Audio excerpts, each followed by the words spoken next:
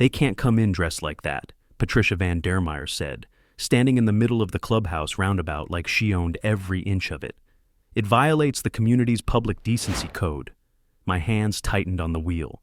Lana sat beside me in the passenger seat, pale, wearing her hospital gown and a blanket over her lap. Her fourth bandage was still fresh. We weren't coming back from a picnic. We were coming home after a false labor scare. HOA forced my pregnant wife to strip during labor. They assumed I'd back down. They didn't know I handle medical emergencies for a living. You're interfering with protected patient transport under federal emergency law, I said, calm, direct. Watching the HOA security truck pull up behind us. That's an EMTALA violation. Do you understand what that means? If you've ever felt that surge of power when standing up to bullies, hit subscribe now. This showdown is about to become a masterclass in fighting back. Patricia didn't flinch. Mr. Corrick, your wife is dressed in a way that violates visible modesty standards. I'm empowered by the board to enforce those regulations at public points of access. I'm Ethan Corrick, I said, stepping out of the car. Hospital compliance officer, licensed paramedic. The policies you're quoting have no authority over a patient in post-labor transit. And if you block this vehicle 1 second longer, you're complicit in medical interference. Her clipboard shook slightly. She didn't back up. They always think they're right, until the law says otherwise. This wasn't about Lana's hospital gown. This was about power, about control. Patricia fined our elderly neighbor, Mrs. Givens, for putting solar lights on her walkway. She once flagged a teen for wearing basketball shorts in the front yard. Now she was telling my wife, who had just been discharged from a labor ward, to get changed in a parking lot. Lana's hand found mine. Her skin was cold, her fingers trembling. We lost our first baby last year. Quietly.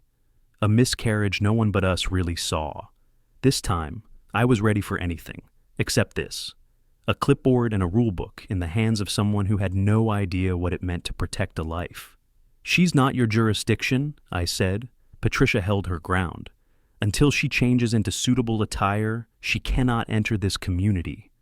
I reached into my jacket and pulled out my phone, tapped the contact marked EMTALA, doctor, Meta, my colleague, my backup. Mark Beltran stepped out of the HOA truck, mid-30s, contracted security. His body cam light was already blinking. He looked at Lana, at Patricia, then back at me. Sir, he said, voice low, please cooperate so we don't escalate this. You already did, I said, eyes locked on him. That camera of yours? It just caught her violating federal emergency law. You want to be listed in the complaint too? His mouth opened, then shut. He didn't move. Drop a like if you've ever wanted to stand up to unreasonable rules like this, and subscribe to see how this strategy plays out. I turned back to Lana, pulling the emergency blanket up higher around her shoulders. We didn't back down, we adapted. That's what survivors do. I'm not going to argue with you here, I told Patricia, but I'm going to report this. To the hospital, to the compliance board, to the county.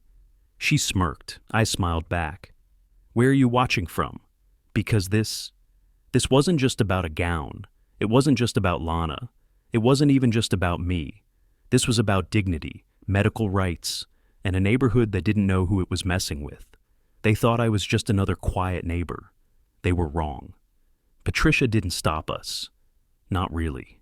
She stood there, satisfied, watching as I pulled the car slowly around the roundabout and past the security vehicle. Mark didn't move. He didn't nod. He didn't speak. Just watched as we drove away. But that look in his eyes stuck with me.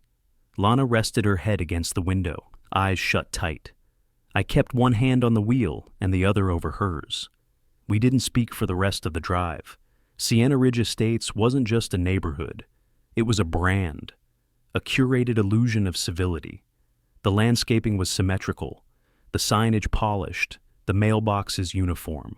But behind the hedges and matching shutters was a long list of buried complaints, quiet humiliations, and residents who kept their heads down just to survive the rules. I'd heard stories from neighbors before, but I hadn't acted. Not when Mrs. Givens was fined for her rosebush placement. Not when a veteran down the street was forced to remove a flag because it wasn't mounted within compliance height. I knew the system was rigid, but until they came for us, until they put their hands metaphorically on my wife, I hadn't felt its full weight. We pulled into our driveway, and Lana exhaled like she'd been holding her breath the entire time. I helped her out of the car, wrapped the blanket tighter around her, and guided her inside. The violation letter was already waiting in the mailbox, folded neatly. HOA, header at the top. Standard form. My name bolded. The offense listed as violation of community decency clause, unauthorized exposure in shared public access space. Attached was a warning about potential fines and a request for a formal written apology within 10 business days. They'd typed it up. They were ready. I didn't go inside, not yet. I stood in the doorway and stared at the paper, the HOA seal embossed in the corner like it was some badge of honor. I knew what they were doing. Patricia didn't just want power. She wanted submission. Written, formal, obedient submission. Not just from us, from everyone. I looked across the street. Mrs. Givens was watering her small garden, bending slowly over the same rosebush that had cost her a $75 fine. Her gaze lifted to me, then to the envelope in my hand. She gave a small, knowing nod. I walked across the street. "I'm guessing you've seen one of these before," I said, holding it up. She looked at it and gave a dry chuckle. 3, actually. One for the lights, one for hummingbird feeders, and one for a birthday sign I put up after my husband passed. "She ever block you in traffic?" I asked. "Didn't have to," she said. "Just sent letters. Always letters. Never talks, never asks, just enforces." We stood there for a minute. The sprinkler clicked in a steady rhythm, slicing water through the air like metronome ticks. "Most people just pay the fines," she added softly. "They think it's easier that way." I didn't respond. I was thinking about the clipboard, the way Patricia's eyes stayed cold even when Lana's hands were shaking, the way she never once asked if Lana was okay. "She's going too far," I said finally. And this time, she picked the wrong family. I turned back toward my house, but not before noticing the security vehicle pass slowly down the street. Mark was behind the wheel. He wasn't looking at me, not directly, but his head turned just enough to register that he saw. Back inside, Lana had already curled up on the couch with a pillow tucked under her side. Her eyes were red, but she didn't say anything when I kissed her forehead. I took the envelope into my office and laid it on the desk like it was a piece of evidence. Because that's what it was now. It wasn't just a warning, it was a pattern, and patterns could be proven. I opened my laptop and pulled up the HOA's online portal, their rules, their handbook, their record of citations. I needed to see it for myself. How many people had been silenced under the guise of community order? The files were sanitized, polite, but the trends were there. Decency violations, all logged with precise language but vague definitions.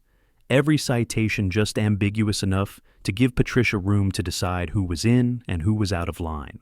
I clicked through the cases, one by one. Hummingbird feeders, kids' sidewalk chalk, lawn chairs out during non-approved hours. They'd built a fortress of rules so intricate it trapped people into compliance without ever needing to knock on their doors.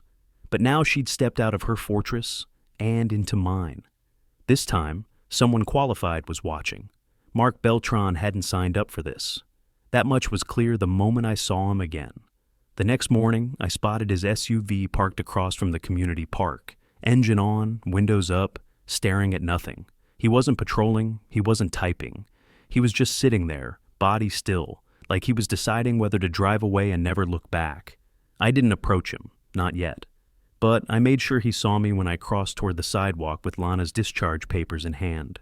Not to flaunt them, but to make sure he understood this wasn't just about a dress code or some petty HOA drama. This was medical, legal, human. His eyes followed me, briefly, then flicked away. Later that afternoon, Mark showed up outside the clubhouse, standing off to the side while Patricia barked at a landscaper about mulch uniformity. She didn't acknowledge him, didn't speak to him directly, just issued orders like he was part of the architecture. He kept his hands behind his back, feet square, but his shoulders were tense and he wasn't wearing sunglasses. His eyes tracked every movement, especially when she pointed at someone's porch and made a note on her clipboard. When the landscaper left, he lingered, watching her, watching the clipboard. I stayed in my car across the street, angled just enough to see his face through the driver's side mirror. He looked rattled. Not like someone afraid of losing a job, like someone afraid of becoming part of something he didn't sign up for. 2 hours later, the footage started surfacing. Not online, not viral, just quiet mentions in the neighborhood text chain. Someone had caught part of the roundabout incident on their Ring camera. It didn't show Lana's face, thank God, but it caught Patricia's voice, cold, clipped, unyielding, telling us to leave and return properly dressed. The neighbors started talking, not all of them, but enough. And I could feel it, that slow shift in the air, the pressure building just under the surface of uniform hedges and clean driveways. A tension people didn't want to admit they'd been living under for years. That evening, as the sun dipped low, Mark showed up at my doorstep. He didn't knock right away, just stood there, staring at the grain of the wood. I opened the door before his fist landed. "Need something?" I asked. He looked tired. "You got a minute?" he asked, voice low. I nodded and stepped back. He didn't sit. He didn't take off his sunglasses either, just stood in the middle of my entryway, shifting his weight between his feet like the floor might break. "I watched the footage last night," he said finally. "Body cam, dash, the whole thing." I didn't say anything. "She didn't even pause," he went on. "Didn't ask if your wife was okay. Didn't care I saw it then. In the angle of his stance, the way his hand kept drifting to the edge of his utility belt and back. He wasn't just conflicted, he was caught, between a job he needed and a line he didn't want to cross again. "You know she's out of her depth," I said. Mark nodded slowly. "She told me to file the report as a non-compliant community disturbance," he said. "Said if anything came up, she'd handle the HOA board directly." That made me pause. "She told you to write it up that way?" "She even wrote the phrasing down. Wanted it in those exact words." My jaw tightened. I walked to my desk, pulled out the violation letter, and handed it to him. "She typed this the same day. Had it in our mailbox before we got back." He read it, twice. Then he reached up, pressed the side of his body cam, and pulled it off the mount. "I can't give this to you," he said. "Not officially." "I don't need you to," I replied. "Just don't erase it." Mark looked at me then. Really looked. And for the first time, I saw a man who didn't want to be the bad guy. He nodded. "I'm not going to lose my job over this," he said. "I'm not asking you to," I replied. "But I am asking you to remember what you saw." Because this isn't over, he left without another word. But I had what I needed. Not just a recording, a witness. The next day, a new letter arrived, hand-delivered this time. No envelope, just folded and stamped with the Sienna Ridge Estate seal, like it was some kind of decree. It wasn't just a warning anymore. It was a formal citation. Failure to comply with Article 4, Section C, Public Decorum and Visual Standards. Additional fine imposed, $300. Further violations may result in access restrictions and board review. Lana read it before I did. Her eyes didn't widen. She didn't speak. She just laid it down on the kitchen table like something sticky she didn't want to touch. "She's doubling down," I said. "I know," Lana replied softly. She didn't need to say what we were both thinking. This wasn't about rules. This was punishment. Patricia hadn't gotten submission, so now she wanted escalation. The citation came with a printed copy of the clause in question. I read it twice, then a third time. It was vague, purposefully vague. Residents and guests must appear in attire befitting the standards of Sienna Ridge public image. All clothing should reflect a presentable, modest, and dignified tone in shared spaces. It didn't define modest. It didn't define dignified. It left everything open to interpretation, which meant everything was up to Patricia. I highlighted the section and sent it to Dr.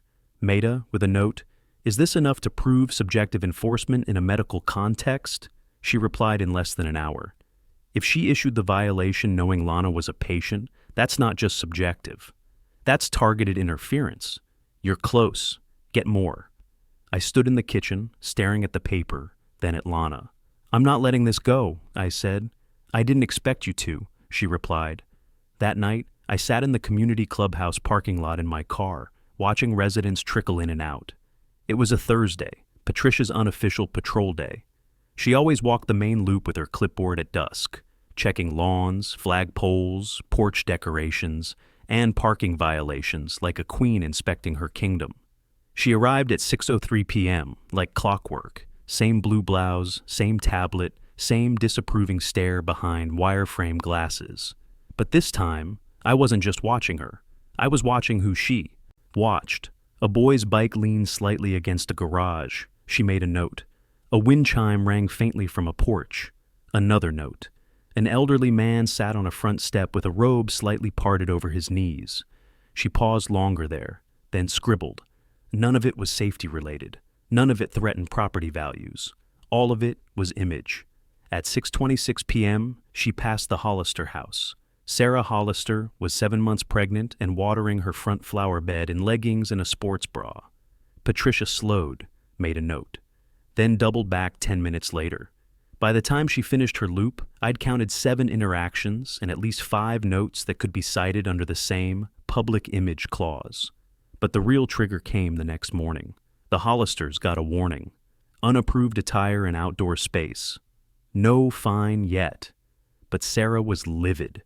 She posted about it in the neighborhood forum, not angry, just confused. Was watering flowers in my maternity clothes. Is this really against policy?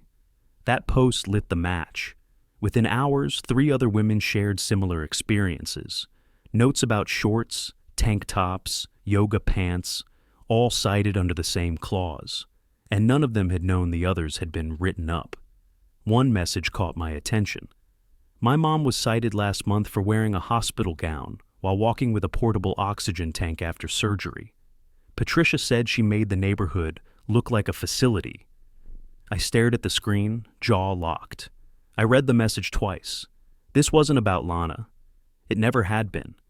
Patricia had a history of targeting residents who looked unpresentable, which meant she had a pattern that involved patients, medical recovery, and now, pregnancy. I added the post to a growing folder on my desktop titled Sienna Ridge Appearance Clause Violations, Medical Context. The paper trail was starting to take shape. It was no longer just about what happened at the roundabout. It was about everything that came before it, and everything she thought she'd get away with again. I didn't sleep much that night. Lana drifted off eventually, curled up beside me with a pillow under her side, but I lay awake listening to the ceiling fan hum, turning Patricia's citation over and over in my mind. Not just the wording, the timing, the escalation, the pattern. The next morning, after Lana ate and rested, I drove to Trinity General alone. Not for a shift, I had already called in leave, but to speak to the one person who could tell me if I was right. Dr. Anjali Mehta had been our hospital's compliance lead for 7 years. She didn't scare easy. I found her in her usual place, glass-walled office, half filled with policy binders and caffeine. "You're early," she said, not looking up from her screen. I held out the printed citation from Patricia. "I need 10 minutes of your time, and your brain." She read the paper, eyebrows knitting before she even reached the end. "You're saying this was handed to you after you brought your wife home?" 30 minutes later, after being blocked at the gate, and she was in a hospital gown, with discharge paperwork and a visible IV bruise. She looked up, the weight of the situation catching up to her. "That's not just inappropriate," she said. "It's dangerous." I pulled out the other printouts, the forum posts, the neighbor messages, the quote about the woman with the oxygen tank. Each one logged with date, time, and clause used. "Patricia's using vague decency language to target anyone who doesn't match her image of perfection," I said. "But when those people are medically compromised or pregnant, it crosses a line." Dr. Mehta leaned back. "You're compiling a pattern of targeted interference." "Exactly. I need to know if this falls under EMTALA. She hesitated. "Well, yes and no. Technically, EMTALA governs hospitals and emergency departments, but if a non-medical entity willfully obstructs care during or immediately after emergency services, it can trigger secondary investigations." I raised an eyebrow.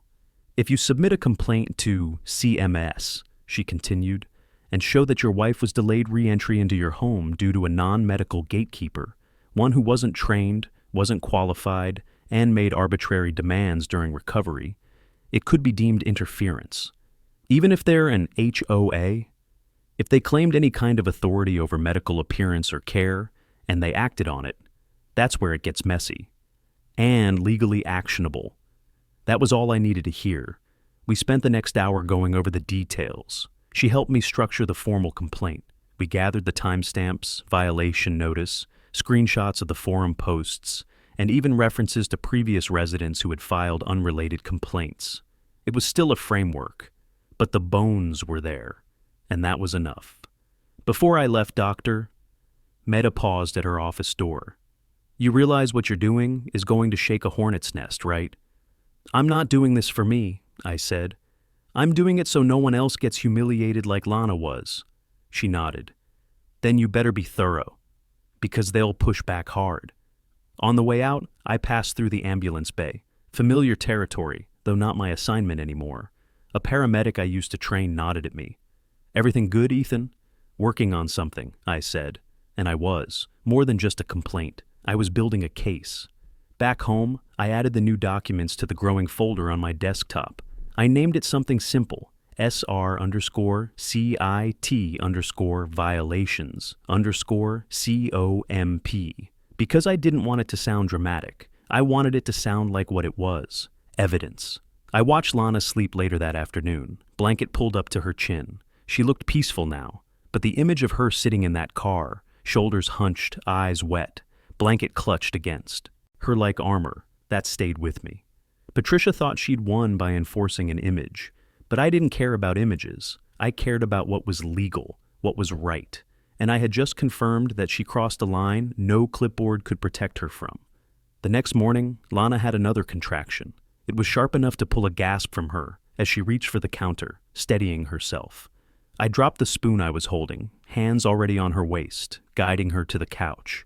Her eyes closed tight, breathing ragged. But after 30 seconds, it passed. "Braxton Hicks," she said through clenched teeth. "Again." But her voice trembled. I knew the signs, and I knew better than to wait for certainty. I helped her sit, grabbed the emergency bag we kept packed near the door, and double-checked the folders I'd prepped last night. Violation notice, hospital discharge papers, video screenshots. I wasn't just taking my wife to the hospital this time. I was taking a case with me. When I stepped into the garage, I paused. Something in me didn't trust that we'd make it out of the neighborhood without another encounter. Not after the escalation, not with Patricia's ego bruised, so I clipped a small body cam to my jacket. Nothing big, just enough to catch any conversation, just enough to catch what I already suspected might happen. And I programmed the dash cam to auto back up to the cloud. As I pulled the car out, I glanced in the side mirror. The security SUV was already parked 3 houses down. Mark. He didn't follow, but I saw him make a call. At the roundabout, we hit the slowdown. A landscaping truck was blocking the far lane. 2 men in neon vests worked slowly, spreading mulch where it had already been spread 2 days ago. And standing beside them, clipboard in hand, was Patricia. Of course she was. She waved the truck to pause as we approached, stepping into the center of the road. I rolled the window down halfway. "You again," she said with a brittle smile. "I trust your wife is properly dressed today?" Lana turned her face away. She didn't speak, but I felt her shoulders stiffen. "We're heading out for a medical check-in," I said, keeping my tone flat. "Step aside." She didn't move. Just ensuring that all visual standards are maintained during community entry and exit. A courtesy check. I glanced at the clipboard, then at her expression. This wasn't about policy anymore. This was about control and retaliation. "Your landscaping crew is blocking a medical route," I said. "There's no emergency declared," she replied smoothly. "And as long as traffic isn't halted for more than 60 seconds, we're operating within community event guidelines." I let the silence stretch. "Then, this is your 60-second warning," I said. I turned the dash cam so it faced her directly and tapped the frame, just once, making sure she saw it. "You're being recorded, as was your last encounter, and this footage is being backed up externally." Her lips parted slightly. She hadn't expected that. The The landscape truck inched forward, clearing just enough room for me to squeeze through without brushing the curb. She didn't move again until the bumper passed her knees. When we hit the main road, Lana finally exhaled. She really waited for us. She's not going to stop, I said, unless someone makes her. Back at Trinity, I guided Lana inside, helped her into a triage bed, and stayed through the monitor hookup. The baby's heartbeat was strong, no dilation yet. The nurse smiled and told us to stay calm, hydrate, and wait. But while Lana rested, I stepped outside and dialed the number doctor. Meta had given me, County EMS Compliance Division. I identified myself, told them I was a hospital compliance officer, a federal EMTALA credential holder, and a resident of Sienna Ridge Estates. Then I filed the formal report. I described the roundabout incident, the documented citation, the HOA official's attempt to regulate medical clothing, and her interference with access during a post-contraction check-in. I gave them timestamps, names, screenshots. They didn't sound surprised, just quiet, professional, like they were listening very, very closely. The call ended with a case number and a promise that a field investigator would be contacting me within 48 hours. I hung up and walked back into the room. Lana was asleep, peaceful again. But I wasn't, because now I knew exactly what to do, and I wasn't waiting for Patricia to make another move. Mark showed up just after 9. I'd been expecting him, not because he called or texted or gave any kind of warning, but because I could feel it. The way the pressure had shifted after the second roundabout confrontation. The way Patricia's grip on the reins was starting to slip. He wasn't the type to speak without thinking, but when he reached his line, he would come. And this morning, he had. He didn't knock. He didn't need to. I opened the door the moment I heard the engine cut off. He stood there holding a flash drive. No uniform today, just a dark polo shirt, jeans, and a weight on his shoulders that looked heavier than anything he was carrying. "I didn't give you this," he said. I stepped aside. "Come in." We sat at the dining table. Lana was upstairs, sleeping after another restless night. I made sure we kept our voices low. Mark set the flash drive on the table between us. His hands didn't move away from it for several seconds. He looked at it like it might explode. "I downloaded my body cam footage before they wiped the server," he said. "Last week's patrols. The roundabout incident. All of it," I nodded. "Did anyone see you do it?" He shook his head. "No, but they'll notice it's gone soon." I reached for the drive. He didn't stop me. "Why now?" I asked. Mark hesitated. "You remember Mrs. Givens?" he said. "Of course. She called in yesterday. Said she was getting written up again for hosting her granddaughter overnight. Patricia said the girl was seen on the porch in pajamas that didn't meet appearance standards. I felt my teeth grit. "Seriously?" "She's 13, he said quietly. 13. He looked down at his hands. I told myself this was just a job, that enforcing the rules meant keeping things clean, orderly. But lately, it feels like I'm just helping her bully people, like I'm her muscle. "You're not," I said. "Not if you're sitting here." Mark let out a breath, rubbed the back of his neck. "I don't want to be on camera. I can't go public. I've got a mortgage and a daughter starting high school. But if you need a statement for the authorities, if this goes to legal, I'll confirm what I saw, what she did to your wife." And others. I opened my laptop, plugged the flash drive in. The folders were neatly labeled by date and time. One marked SR Roundabout. 0618 caught my eye immediately. I double-clicked it. The footage loaded, clear, full audio. The timestamp aligned exactly with the moment Patricia stepped into the street and blocked our vehicle. Her voice rang through. The citations, the demand for a change of clothing, the refusal to acknowledge Lana's status. Then my voice, calm, legal. Then Lana's soft breath, painful, humiliated, steady. Everything was there. "You were right to record," Mark said. She didn't even flinch. Just ran her script. I leaned back, letting the weight of it all settle over me. This wasn't just testimony anymore. It was evidence, concrete, time-stamped, irrefutable. "This will go to the compliance division," I said. County EMS, maybe CMS if the investigation escalates. Can you keep me out of it? I'll redact your name from the initial submission, I said. If they need you later, they'll reach out formally. But this helps more than you know. He nodded. Good. I don't want this to get anyone hurt, but I also don't want to be the reason someone else gets blocked at a gate. He stood up, pausing as if to say something else. But then he just gave a tight nod and left the way he came. I watched him go, the flash drive still warm in my hand. The file was uploading to the cloud before his engine hit the main road, and just like that, Patricia's control slipped another inch. Because now I had more than policy. I had proof. The moment the footage hit my encrypted cloud drive, everything shifted. No more guessing, no more hypotheticals. The flash drive Mark had handed me contained more than just our roundabout incident. It captured a string of quiet power plays, all dressed in the same polite HOA language. The enforcement, the manipulations, the tone Patricia used, flat, practiced, absolute. It wasn't dramatic. That's what made it so damning. And now I was ready to escalate. The next step? It wasn't court, not yet. I needed to build pressure in the right places first. And that meant going back to where this all started. The community. I created a private folder, SR Compliance Drop, and uploaded the key clips, redacted names, timestamps, and written transcriptions of each incident. I excluded Lana's footage for now. That one stayed private, locked, and reserved only for the investigators. Then I drafted a neutral-looking email signed with my name and license number. To the residents of Sienna Ridge Estates, my name is Ethan Korick.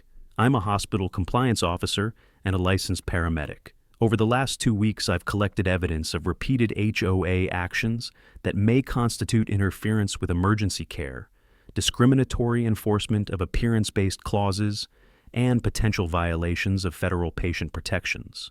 A secure folder has been created for community review. This is not a campaign. It's a request for transparency. If you believe you've experienced similar targeting, feel free to reply directly or submit a note via the enclosed anonymous form. No personal data will be shared without consent. I didn't send it through the HOA's official communication channel. That would have gotten it blocked in minutes. Instead, I dropped it in the unofficial community message board, Sienna Voices, a quieter forum originally meant for garage sales and block parties. By the end of the day, the folder had 14 views. By the next morning, it had 73. 6 new anonymous submissions appeared in the form. 3 included scans of their own violation letters. 1 woman submitted a voicemail Patricia had left, reprimanding her for wandering onto shared property in a robe while clearly recovering from a medical procedure. The phrase Patricia used, "It projects weakness." I added that to the CMS report draft, under non-medical authority verbal misconduct. But the part that made my jaw clench wasn't the citations. It was how consistent they were. All of them used the same clause, same section, same vague appearance language with no legal foundation and no definition in the county code. She'd found a loophole, and she'd weaponized it. The more I read, the clearer it became. Patricia wasn't just enforcing standards. She was curating an image, using the HOA's power like a sculptor, trimming away anything that didn't fit her aesthetic vision of the neighborhood. Medical walkers, hospital gowns, even maternity leggings. All of it chipped away until only her version of proper remained. That afternoon, I called Doctor, met her back, told her I was ready to finalize the complaint. She offered to review the CMS language and tighten the citations. We spent an hour on Zoom editing line by line. She helped reframe the tone, not angry, not retaliatory, just factual and exact. At the end, she said something I didn't expect. "You're not just filing a complaint, Ethan. You're setting precedent. The people don't fight HOA boards. They pay the fine and stay quiet. I'm not most people." "No," she said.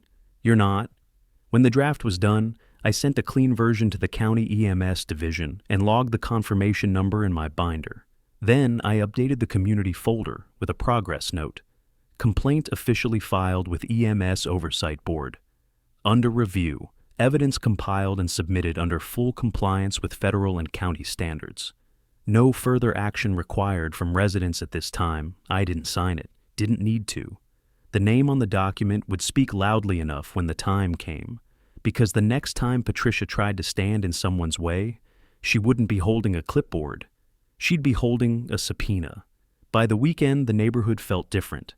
Not visibly, lawns were still trimmed, driveways still power washed, but the undercurrent had shifted. Patricia didn't make her usual walk on Friday. Her SUV stayed parked in her driveway like a silent dare, and the clipboard didn't leave her porch. But I wasn't naive enough to think she was retreating. She was repositioning, which meant I had to do the same. The folder I created had started to do its work. A handful of residents reached out privately, not just to complain, but to help. They didn't want their names public, but they were done hiding. One of them, a retired public school librarian named Dana Myers, had something valuable. Archived HOA newsletters.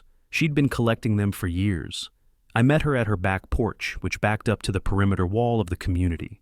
Wind chimes hung over the doorway. A hummingbird feeder dangled from a shepherd's hook in the lawn. Subtle, quiet rebellion. The very thing Patricia had fined her for 2 years ago.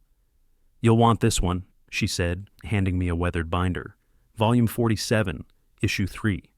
I opened it to a page headlined, "Appearance Reflects Pride, the Image Standard." The article wasn't signed by Patricia, but the language was unmistakable, formal, clinical, and dripping with condescension. We must preserve Sienna Ridge's status as a high-value community through consistent visual harmony. Medical accessories, unconventional attire, or visible states of recovery present a disjointed aesthetic. Home is not the place for hospital imagery. It wasn't a policy, but it was a message, and she'd been planting it for years. "Thank you," I said. Dana nodded. "Just do something with it." Back home, I scanned the page and filed it into the evidence package under Patterned Culture Enforcement /HOA messaging. Now I had what amounted to a timeline, written articles, violation letters, forum posts, and the footage. It was time to set the final piece in motion. I scheduled a delivery to the county EMS compliance office, physical copies of every documented incident, labeled and indexed, accompanied by a signed statement. From Dr. Mehta, confirming the potential interference violations. Then I reached out to someone I hadn't spoken to since our daughter was born. Riley Chen, a local journalist and former patient of mine, during her EMT training ride-along rotation. She now wrote human interest and policy stories for a regional paper. "I need this off the record for now," I said on the call. "But if it moves, you'll want to be ready." Riley didn't ask for details, just listened. She'd seen the system from inside and out, and she understood how dangerous it could be when the people who enforced rules forgot they weren't the law. "You have the receipts?" she asked. "I have more than that. I have patterns, footage, and a witness, maybe 2. "Then yeah," she said. "I'm listening." We agreed she'd hold the story until a formal response came from EMS. That would be the moment to go public. The last thing I did was update the community folder with a quiet entry labeled "Submission Phase Complete," awaiting response. Additional documentation indexed and sealed. Witness testimony secured. That night, Lana and I sat on the back porch. She rested her head on my shoulder, eyes closed, the sound of the neighbor's sprinkler tapping a rhythm somewhere behind the fence. "You think it'll work?" she asked quietly. "I think the truth works," I said. "Eventually?" She nodded once, slowly. "I didn't want to be the reason this started," she whispered. "You weren't." Patricia was. I looked out over the neighborhood, the glow of porch lights, the silent cars, the carefully curated hedges hiding all the quiet stories people didn't share. But they were starting to. And when the door opened, I would be holding everything she never expected someone like me to notice. Because I wasn't just building a defense. I was laying a foundation for something permanent. Sunday evening, I got the call. It was short, precise, like all official calls tend to be. A woman from the county EMS compliance division confirmed receipt of the complaint, reviewed the materials, and advised that their field response team would be conducting a site visit within the next 48 hours. She didn't say who they were coming to see, but I already knew. By Monday morning, I could feel the shift in the air. Patricia had returned to her routine walk, but this time, She wasn't alone. A second SUV, unmarked and silver, rolled slowly behind her as she moved from lawn to lawn, clipboard still in hand. Two men in khaki stepped out at the clubhouse, checking the perimeter camera angles. One of them carried a thick file folder. The other wore a badge clipped at his belt. I didn't approach them, didn't need to. The trap was already set. By noon, an official request had been submitted to the HOA board via registered mail. A compliance audit of HOA-enforced policies potentially interfering with medical access or recovery, with a focus on discriminatory appearance citations. Patricia didn't post her usual Monday Standards memo in the community portal. Instead, a quiet notice appeared at the bottom of the HOA webpage. The board will convene a special meeting Tuesday at 6 p.m. to discuss current compliance review status and address resident concerns. That was the signal. I called Riley. "They're moving," I said. "Tomorrow night, community clubhouse." She didn't hesitate. "I'll be there. No camera crew, just notes." I nodded into the phone, already preparing the printed summary. No flash, no drama, just a well-organized stack of timestamps, citations, witness summaries, and the policy Patricia had so carefully twisted. Lana sat across the table, sipping tea, watching me work. "You sure about this?" she asked. "I'm not just doing this for you anymore," I said. "I'm doing this for every person she's humiliated and silenced." She looked down at her belly, one hand resting gently over it. "Then don't stop halfway." I didn't plan to. By Tuesday afternoon, the clubhouse parking lot was already full. Residents trickled in, most of them dressed in quiet defiance. Comfortable wear, medical braces, walking canes visible for once instead of hidden. Mrs. Givens came wearing her floral apron and holding her granddaughter's hand. Mark arrived 10 minutes before the meeting and stood near the back wall, no uniform this time, just a simple t-shirt and folded arms. He didn't speak to anyone, but he didn't look away either. The board sat in a straight line at the front table, Patricia dead center. She looked tired, not rattled, but weary, like she knew what was coming. The county EMS officer, same badge from the SUV, took the floor first. He introduced himself, explained the nature of the review, then turned to the room. "We are here today because multiple residents raised concerns about potential interference with emergency medical care, ongoing medical recovery, and discrimination based on appearance." Patricia cleared her throat to speak. He held up a hand. "We are not here for debate. We are here for documentation." That was when I stood. I walked slowly to the front, held up the folder, and passed it to the officer without saying a word. He took it, opened to the first page, and began reading. Page 1, the transcript of Patricia blocking our vehicle. Page 2, citations issued to residents recovering from surgery. Page 3, the quote, "It projects weakness." Each page followed with redacted testimony and body cam timestamp logs. Patricia's face went pale. She reached for her own folder, but before she could open it, the officer looked up. "We'll be conducting follow-up interviews with all parties. Any attempt to alter existing HOA documentation from this point forward will be included in our final report." No one clapped, no one shouted, but every person in that room felt it. The air shifted, not because of volume, but because of consequence. I stepped back, returning to my seat beside Lana, and for the first time in weeks, she smiled because they saw her now. They saw all of us, and this time, they couldn't look away. The board didn't dismiss the meeting right away. Patricia sat there stiffly, her hands clasped tightly over her clipboard like she could anchor herself with it. The EMS officer continued reading through the report in silence, flipping each page deliberately.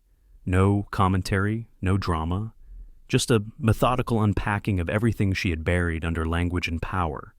A few board members shifted uncomfortably in their chairs. One of them, a man I barely knew by name, Douglas Clay, treasurer, leaned forward and whispered something to Patricia. Her jaw clenched, but she didn't reply. She just tapped her pen once on the table. It was the only sound in the room besides the soft shuffle of printed paper. Then someone stood up.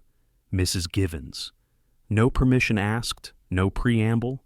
She adjusted her shawl and stepped to the center aisle. "I know this isn't the time for resident commentary," she said, voice steady. but I'd like to say something before this all gets cleaned up and swept away like it always is." Patricia's mouth twitched. The officer nodded. "Go ahead, ma'am." Mrs. Gibbons looked down at the paper in her hands, her original violation letter for inappropriate decorative lighting. "I've lived here 12 years, she said. "My husband passed here. I planted flowers for him in our garden. I put up solar lights to see them better at night. And for that, I was told I was making the neighborhood look like a campground. I was fined $75 and warned not to put them back." She held up the letter, trembling just slightly. "That was 3 years ago. I didn't say anything then because I didn't think I mattered. But after watching what Patricia did to Ethan's wife, after seeing this," she looked directly at the board, "I realized silence was never protection. It was compliance." No one moved. Then another voice spoke. "She cited me for leaning on a walker while checking my mail," a man near the back said. He stood slowly, his left leg braced. "Said I was loitering. I'm a retired fire captain." More voices followed. "My daughter was flagged for wearing a back brace after scoliosis surgery.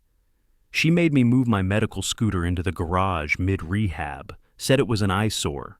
The board members looked like they were being hit by waves they couldn't stop. Every voice added weight, and every story drew the line straighter. This wasn't a one-time offense. This was systemic. Finally, Patricia stood. She didn't raise her voice. She didn't shout. She just straightened her blouse and spoke with the same tone she'd used on that roundabout. "Sienna Ridge has always upheld a certain standard, and standards require sacrifice. Appearances matter if we let exceptions creep in." "Exceptions?" someone snapped from the back. The room stirred again. "This isn't about flags or paint colors," I said, standing once more. "This is about humanity. You humiliated my wife after a hospital discharge. You cited others for healing, aging, recovering, simply existing in ways you didn't like. That's not policy. That's control." The EMS officer stepped forward. "Miss Van der Meer, we've heard sufficient testimony to proceed with a full compliance audit. You are advised to cease active enforcement duties effective immediately, pending review." Patricia's mouth opened, but no sound came. "For the duration of the audit," the officer continued, "residents are instructed to disregard non-emergency citations issued under Clause 4, Section C, violations of ADA protections, patient transport rights, or visual discrimination policies will be handled at the county level." Gasps, then murmurs, then stillness. A new board member, Julia Sims, secretary, rose from her seat and turned her chair slightly away from Patricia. "I motion we suspend Patricia Van der Meer's authority as acting HOA president," she said, voice calm. "Effective immediately." Clay hesitated, then nodded. "Seconded." The vote passed without a single objection. Patricia sat down. No one met her eyes. Outside, dusk had fallen. The glow from the clubhouse windows spilled onto the sidewalk, where people now stood in quiet clusters. Neighbors who had never spoken before, now united in shared memory and a shift long overdue. I stepped out last, not because I was waiting, because I wanted to remember what it looked like when a community woke up. 2 weeks later, the roundabout looked different. The mulch was still perfectly edged, the hedges trimmed with military precision. But something had changed, something invisible but unmistakable. No one stood in the center with a clipboard anymore, no more stage patrols, no surveillance truck idling at the entrance, just a clean, quiet loop of pavement that now meant something else entirely. Freedom. Lana and I walked it together that morning, slowly. Her steps were careful, steady. The contractions had stopped days ago, and the baby was calm, sitting lower now, ready for the world, but not rushing. Like even our child knew this chapter needed to end properly. The new sign hadn't been there the day before. Small, brass, mounted at the edge of the roundabout's flagstone pedestal. In honor of every resident who stood their ground, dedicated to Lana Korick, whose strength reminded us what community means. I stopped walking, just stared. Lana took a breath like she might cry, but instead, she let out a soft, surprised laugh.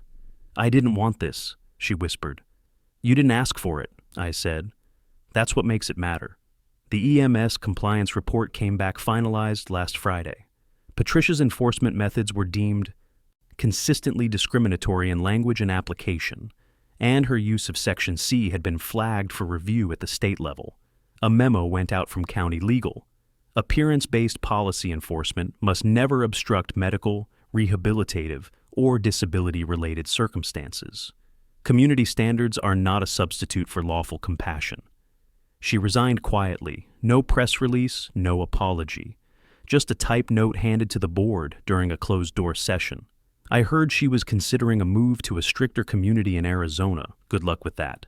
Mark Beltran stayed on, but not with the HOA.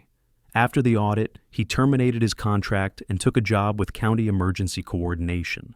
He sent me a text the day he cleared out his post, still carrying a camera, just pointing it in the right direction. Now, the community message board, once filled with HOA memos and petty complaints, now held a pinned post from the new acting president, Julia Sims. We are reevaluating all existing enforcement clauses. Residents are encouraged to submit ideas for restorative projects and inclusive policy revisions. This is your home. Let's write the next chapter together. And they meant it. Mrs. Givens replanted her solar lights. Dana Myers started hosting a weekly tea circle on her front lawn, with wind chimes. Even the girl who was once cited for her scoliosis, Brace helped repaint the clubhouse mural. The power wasn't in any single act. It was in the chain reaction. One stand had reminded dozens that they never had to kneel in the first place. And me? I went back to work. Quietly. No press interviews, no podium speeches. But I left a binder with the county EMS division titled Template for Resident Advocacy and Reporting, Medical Interference by HOA Boards. Because the next person who faces this shouldn't have to start from scratch. We turned the last curve of the roundabout. The sun was coming up behind the trees, filtering through the leaves with a soft gold light. Lana paused, hand on her belly, a slow smile on her lips. "You think they'll remember this?" she asked. "Not all of it," I said, "but enough. Enough to stop the next clipboard from getting too close. Enough to remind anyone watching that policies don't outrank people. And enough to prove that no matter how neat the hedges look, justice has roots too, and when it breaks through, it doesn't ask for permission. If you want more stories of homeowners standing up to HOA tyranny, hit subscribe right now, share your story in the comments, and let me know where you're watching from. Because this one started with a clipboard at a roundabout, but it ended with a neighborhood finally seeing itself, clearly.